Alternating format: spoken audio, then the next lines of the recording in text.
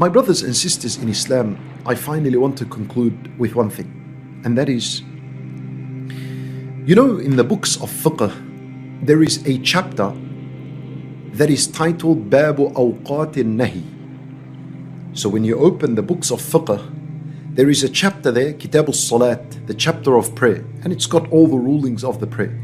One of the chapters within the chapter of Salat, it is Awqat al-Nahi. It discusses the times in which the prayer is forbidden. There are times in which the prayer is forbidden. And so all the ahadith related to the prayer, or the times in which the prayer is forbidden, are in that chapter. And of course, what is meant? What does it mean that the prayer is forbidden during this time? Of course, it's referring to the voluntary prayers. It's not referring to the obligatory prayers, because the obligatory prayer, whenever you remember it, let's say you forgot to pray an obligatory prayer, and then you remembered it in a time of where it's forbidden to pray, you must pray it. So the chapter of when the prayer is forbidden, the times in which the prayer is forbidden, is for the voluntary prayers. Now look at this. Let me tell you something. You see, the reality is that the majority of us don't pray any voluntary prayers, because we only pray the obligatory prayers. Sunnat al-Ratiba, maybe we pray Sunan al-Rawatib, the ones before and after the prayers. Maybe we pray al-Witr, and some might pray the night prayers. Ask yourself, my brothers and sisters in Islam, when was the last time you made wudu and you prayed for Allah for absolutely no reason, but for the fact that you love Allah and you know that the prayer is the most beloved deed to Allah? I'm not speaking about Salat al-Duha or a Salat al-Istikhara or Salat al-Ratiba or the night prayer. I'm not speaking about that. I'm saying, when is the last time you just got up, heck, you loved Allah and you felt that love for Allah in your heart, and you were motivated to get up and make wudu and pray 2 rak'at for Allah Azza wa Jal, because you love Allah and you know that Allah loves to see you standing in salat. When was the last time you did this? You see, this chapter in fiqh, Bab Awqat al-Nahi, the chapter that discusses in which the times in which the prayer is forbidden, the ahadith mentioned in this chapter was meant for people who love to pray and love to pray all the time, so much so that it is told to them, stop, don't pray after Fajr until the sun rises. Then it's told to them, you can pray now. Keep praying as much as you like, no problems. Then when the sun reaches the middle of the sky, it's told to them, stop, don't pray now until the sun has passed the middle of the sky and it's dhuhr time. Then pray between dhuhr all the way until asr, pray. Then after you have prayed asr, and Nabi sallallahu alayhi wasallam forbid. It's as though these people that love as-salat are told, now stop praying after asr, stop, don't pray anymore, take a rest, take a break, all the way until Maghrib. Now pray from Maghrib to Isha, pray after Isha, the time is open, pray until Salat al-Fajr. After you pray Salat al-Fajr, stop, enough Salat, not allowed to pray anymore, khalas, stop. How?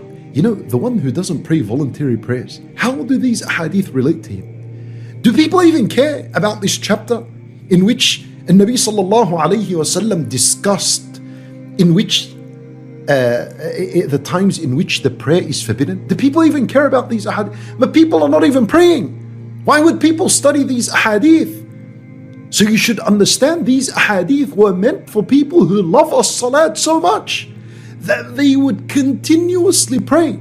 And then it is told to them, stop praying at this time until the forbidden time passes by. Then it's told to them, pray. Allahu Akbar. فإذا we need to understand, my brothers and sisters in Islam, how this salat is the most beloved deed to Allah Azza wa Jal. This is why we would understand some of us Salaf rahimahumullah, they used to pray 40 rak'at between Maghrib and Isha, and they would pray between Dhuhr and Asr. How strange, huh? Isn't this strange to a lot of us? Who prays between Asr, Dhuhr and Asr?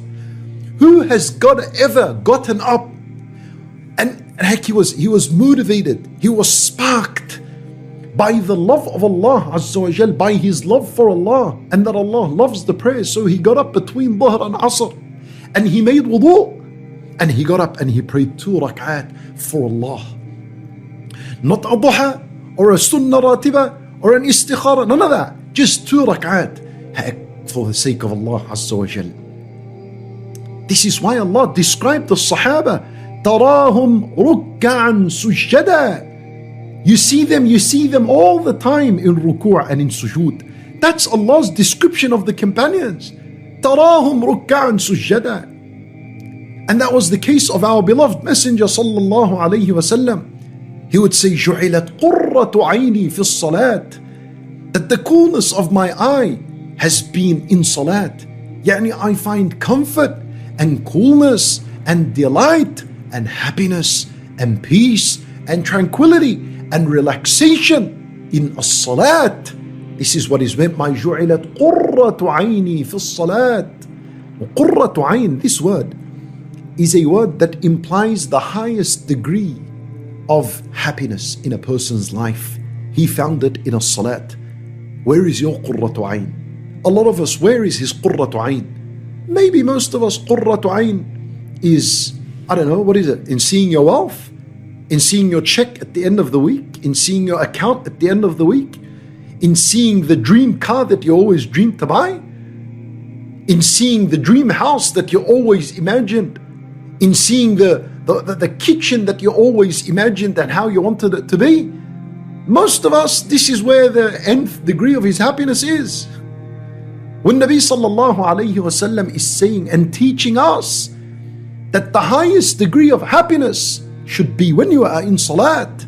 جُعِلَتْ قُرَّةُ عَيْنِي فِي الصَّلَاةِ. That was the love of Rasulullah sallallahu alayhi wasallam for salat. In the battle of Badr, he's praying. In the battle, he is praying. And he's raising his arms and making dua. You see his love for salat. When he would come from a long travel, Rasulullah sallallahu alayhi wasallam, when he would come from a long travel, the first place he would go to, you know what it was? It wasn't his family. It wasn't his family. It wasn't his house.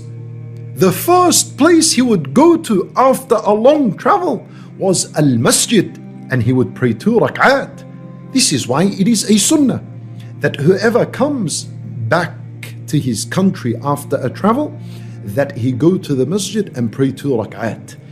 This is highlighting the importance of the masjid and the prayer in the life of a Muslim.